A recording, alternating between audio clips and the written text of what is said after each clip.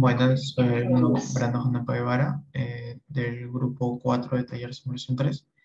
En esta oportunidad vamos a hablar de lo que viene a ser la punción arterial. Empezando con una breve definición, vamos a ver que esta punción arterial va a ser un procedimiento en el cual su fin va a ser tener una muestra de sangre para luego posteriormente ser analizada en el laboratorio, ¿no? Esto más que nada es con relación quizás a una gasometría arterial, que es uno de los indicativos más importantes en este tipo de intervenciones. Eh, Como primer punto, hay que ver los reparos anatómicos en estas zonas eh, de estos accesos, de estos accesos arteriales, ¿no? Como primero, vamos a tener lo que viene a ser el acceso de la arteria radial. En este tipo de casos, esta arteria radial se va a localizar en la zona del borde externo del antebrazo y va a recorrer hacia la mano, ¿no? Luego, esto va a seguir, ¿no? Se va a unir con lo que viene a ser una rama de la arteria cubital y para luego continuar a lo que viene a ser el arco palmar profundo, ¿no? En esta arteria radial es una quizás de las más utilizadas, no tiene muchas complicaciones y es por ello es que es una de las principales, ¿no?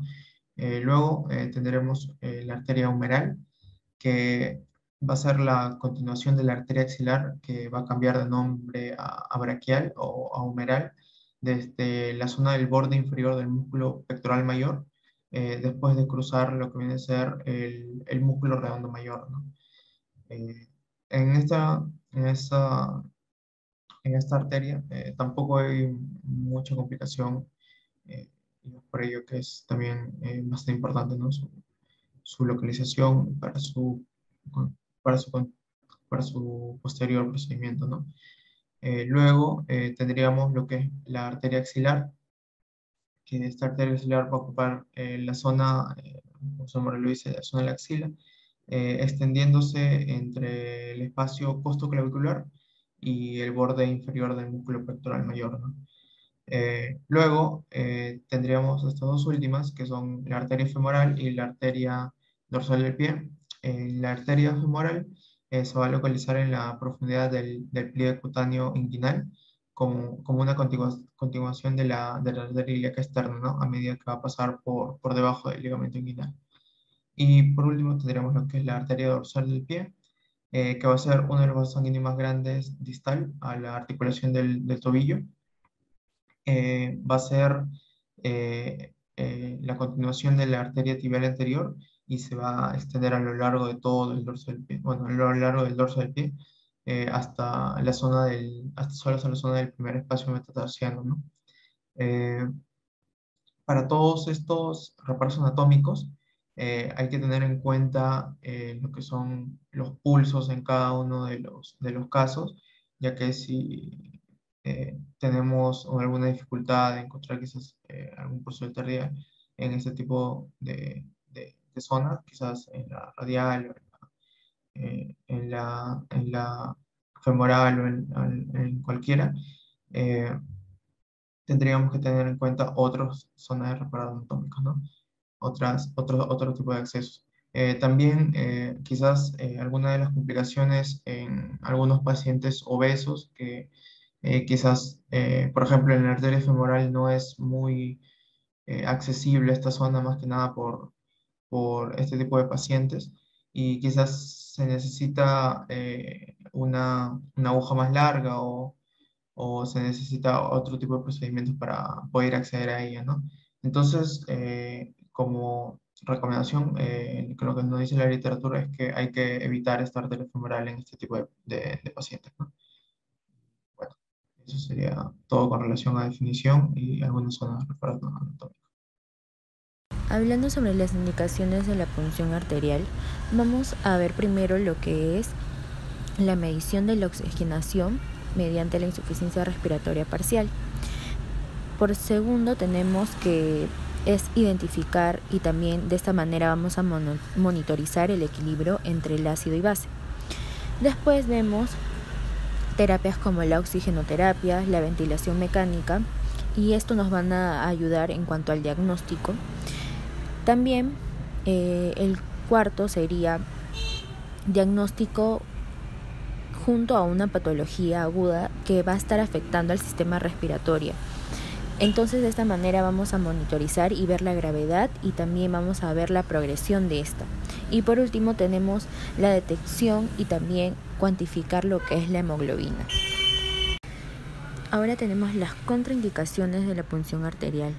Primero sería que al paciente se le presente una infección focal, que también se le presente una trombosis, que tenga un síndrome de Raynaud activo, que tenga una enfermedad vascular periférica y esta sea de manera severa, que el paciente presente un dolor tan intenso en cuanto a la realización de la punción arterial, que presente un exantoma, que tenga un espasmo, también que pueda padecer lo que es una anafilaxia por la aplicación de lo que es la anestesia local, un tratamiento arterial y por último también que cuando se le está realizando la prueba el paciente presente lo que es una ansiedad y tanto temor que el encargado no le pueda llegar a realizar lo que es una punción arterial. El objetivo principal de la punción arterial va a ser evaluar lo que son las anormalidades del intercambio gaseoso pulmonar y también ver los trastornos del equilibrio ácido-base. Bien, el equipo que necesitaremos para realizar la obtención percutánea de sangre arterial va a ser, primero, torundas con limpiador cutáneo antiséptico o clorhexidina. Segundo, agujas calibre 22 a 25 y una jeringa heparinizada de 1 a 3 mililitros. Tercero, gasas estériles y vendajes, aunque este último puede ser opcional. También hay un grupo de pacientes en los cuales vamos a necesitar agujas de 25 a 30 y si es que el paciente no soporta el dolor, lidocaína al 1%, ¿no? Para anestesiarlo. Para hablar en sí del procedimiento, veremos que la principal importancia de este procedimiento radica en que en nosotros obtener la muestra de sangre arterial para realizar un análisis de gases arteriales. De esto se va a hablar a detalle más adelante. Entonces, para empezar el procedimiento, lo primero es verificar las indicaciones y contraindicaciones que ya se mencionó. Luego, elegir el sitio óptimo de punción según las características del paciente. Verificar los pulsos, si hay una buena perfusión a nivel distal de la zona donde se va a realizar la punción. Realizar la prueba de Allen, si es que es necesario. Esto principalmente, se realiza en pacientes en donde se va a hacer la punción, si es que se hace en la arteria radial. También se recomienda realizar la prueba de compresión de la arteria dorsal del pie para valorar el llenado capilar en el primer dedo del pie, en el dedo gordo. Esto si es que la punción se va a realizar en la arteria dorsal del pie. Otro punto a tener en cuenta en el paciente son las anormalidades o modificaciones vasculares que pueda tener. ¿A qué me refiero? Fístulas AB, injertos, estenosis, lesiones vasculares. Bien, entonces, como se mencionó al inicio del video, van a haber zonas accesibles para nosotros realizar la punción. Tenemos la arteria radial, la arteria humeral, la arteria axilar, la arteria femoral y la arteria dorsal del pie. Pero sí es posible evitar la punción de la arteria femoral, porque esta zona hay mayor riesgo a contaminación, infecciones, pero por ejemplo, ¿en qué tipo de pacientes podemos usar esta zona? Por ejemplo, en pacientes con hipotensión grave, se hace en esta zona. Un grupo de pacientes también a tener en cuenta, algunos puntos extras, son los pacientes obesos, ya que en este tipo de pacientes, por ejemplo, se va a necesitar una aguja mucho más larga de calibre 19, 21 para la arteria femoral, ya que en este grupo de pacientes se recomienda hacer la punción en la arteria femoral, en los pacientes obesos. Luego de verificar y tener en cuenta estos puntos que estoy mencionando, antes de realizar la punción en el paciente, se procede a explicar, siempre y cuando el paciente esté consciente. ¿Para qué? Para calmarlo y evitar que el paciente hiperventile. Seguido a esto, ubicamos la zona de punción. De ser la arteria radial, extendemos el miembro inferior y colocamos el brazo en supinación para realizar el procedimiento. De ser la arteria humeral o axilar, colocamos el brazo en abducción y la flexionamos en 90 grados. Pero veremos que en la mayoría de casos se realiza en la arteria radial, así que empecemos. Bien, verificamos que todos los materiales que antes mencioné estén a la mano y todos estén funcionales. Luego ubicamos palpando el pulso de la arteria donde vamos a realizar la punción, en este caso la arteria radial. Puede usarse también de guía un ecógrafo cuando es difícil palpar los pulsos. Recordar que cuando se utiliza el ecógrafo debe evitarse la contaminación del sitio de punción, esterilizando el transductor. Seguido esto, limpiamos y desinfectamos la piel con un antiséptico y preparamos el área para condiciones estériles. Ya si el paciente desea, puede inyectarse un anestésico, puede ser lidocaína, ¿no? Como decía antes de la punción, para que evitemos la molestia, ¿no? Pero en la mayoría de casos no suele usarse, ¿no? Porque el dolor o la molestia es mínima. Bien, luego procedemos a romper el sello de la jeringa heparinizada con mucho cuidado. Después procedemos a ingresar la aguja de forma lenta con la mano dominante por la zona donde hemos palpado la arteria, esto en un ángulo de 45 a 60 grados. Luego de esto vamos a ver el llenado arterial espontáneo de la jeringa, incluso sin necesidad de aspirar con la jeringa. Esto, por ejemplo, va a ser una buena señal de que estamos en la arteria, ya que la sangre va a ingresar casi de forma directa a la jeringa. Una vez hecho esto, retiramos la aguja cuando se tenga la cantidad de sangre necesaria. Casi siempre es de 1 a 3 mililitros. Tener en cuenta esto ya que no puede ser menor a este valor, porque si no el equipo de análisis de gases puede botar valores erróneos, ¿no? Luego de retirar lo que es la aguja, hacemos compresión en el sitio de la punción con una gasa estéril. ¿Para qué? Para evitar la formación de un hematoma. Ahora pasamos a la jeringa, retiramos las burbujas de aire que están en la muestra y una vez hecho esto ya tenemos nuestra muestra de sangre arterial. La colocamos en un cubo de hielo, en una bolsa de hielo y va a estar listo para que se realice el análisis. Interpretación de gases arteriales. Las alteraciones ácidos-base generalmente son consecuencia de una patología preexistente, aunque en raras ocasiones tienen un carácter primario, pero los trastornos mixtos son los más comunes. Para poder identificarlos, el médico debe evaluar la respuesta fisiológica compensadora para cada trastorno. Hola, ¿qué tal? Mi nombre es Camila Lugano Hurtado y voy a empezar a explicar cómo es que se realiza una correcta interpretación del AGA. La verdad es que es importante mencionar que hay múltiples maneras en las que se puede interpretar una gasometría. Normalmente ninguna es mejor que la otra, pero el método que yo voy a explicar a continuación es el que se basa en ser más reproducible, importante y ordenado. Y normalmente solamente se basa en que tiene 3 pasos y tiene 3 fórmulas principales. Entonces, normalmente lo que primero que se debería hacer es determinar si es que el pH está alterado. Normalmente esto nos podría orientar hacia la dirección si es que se trata de una acidosis o de una alcalosis, ¿no?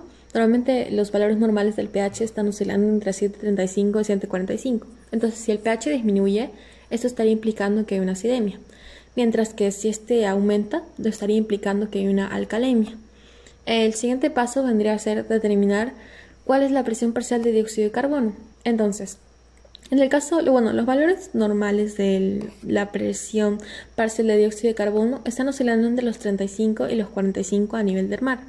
Entonces, cuando este disminuye por menos 35, estamos ante una alcalosis. Y si es que este aumenta por encima de 45, se podría decir que esa es una acidosis. El tercer paso normalmente es determinar si es que la base está alterada, ¿no? Normalmente los niveles normales de la base están oscilando entre menos 2 a más 2 mil equivalentes por litro. Entonces, cuando este es menor de estos valores, normalmente se dice que es una acidosis, y si es que este está aumentado, se dice que es una alcalosis. Mediante este flujograma, o mejor dicho, algoritmo, es una herramienta que nos facilita el explicar cómo funciona el método de los 3 pasos. Normalmente el primero, ya después de los 3 pasos que acabo de explicar, este flujograma empieza a explicar que luego de evaluar el pH, si este es normal, lo que debería hacerse es valorar la presión parcial de dióxido de carbono. Y si está normal, también debería proceder a pasarse la evaluación de las bases. Cuando se realiza una evaluación del pH normal, una evaluación de la presión parcial de dióxido de carbono normal y una evaluación de las bases normal, es el momento en el que se dice que la gasometría en general es normal. Pero en otros casos, por ejemplo, si es que se evalúa el pH normal y se evalúa la presión parcial de dióxido de carbono normal y se evalúa que las bases están en un nivel anormal, entonces se dice que existe una alteración metabólica. Entonces obviamente difiere entre si es negativa o positiva. Normalmente aquí podemos ya identificar si es que se trata de una acidosis metabólica o de una alcalosis metabólica. Otros casos también pueden terminar explicando que haya un pH que sea normal y una presión parcial de dióxido de carbono que sea normal. Entonces, al momento de evaluar las bases, si es que estas son normales, lo que se dice que es que hay un trastorno respiratorio agudo. Y si es que estas mismas bases están anormales, al igual que la presión parcial de dióxido de carbono, se dice que podría ser un trastorno respiratorio que ya sea crónico. Otra de las alteraciones que puede suceder es que si al momento de evaluar el pH, este es anormal. Al momento de evaluar la presión parcial de dióxido, esta es normal. Y al momento de evaluar las bases, estas son normales, normalmente se dice que existe una alteración metabólica. Obviamente depende si es que esta es negativa o positiva. En el caso de que sea negativa, normalmente se dice que hay una acidosis metabólica y en el caso de que sea positivo, normalmente se dice que hay una alcalosis metabólica. A partir de identificar cualquiera de los casos que acabo de mencionar, lo siguiente que se debe realizar es que se debe valorar el grado de la compensación por cada trastorno. Entonces, esto es un poco complicado de entender, pero lo que básicamente sucede es que lo respiratorio es compensado con lo metabólico y lo metabólico obviamente es compensado con lo respiratorio. En esta parte del proceso, un error bastante frecuente es suponer que un trastorno está compensado cuando el pH se encuentra dentro de los valores de referencia.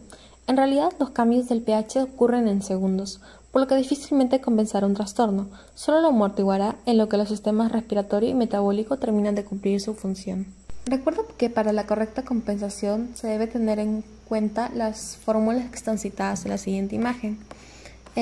Normalmente el abordaje diagnóstico de los trastornos ácido-base con el método tradicional de Henderson-Hasselbalch no permiten explicar cuáles son todos los trastornos o explicar todos los trastornos en sí, pero la combinación con el exceso de base que está descrita por Sigurd Andersen lo que hace es que termina facilitando el diagnóstico.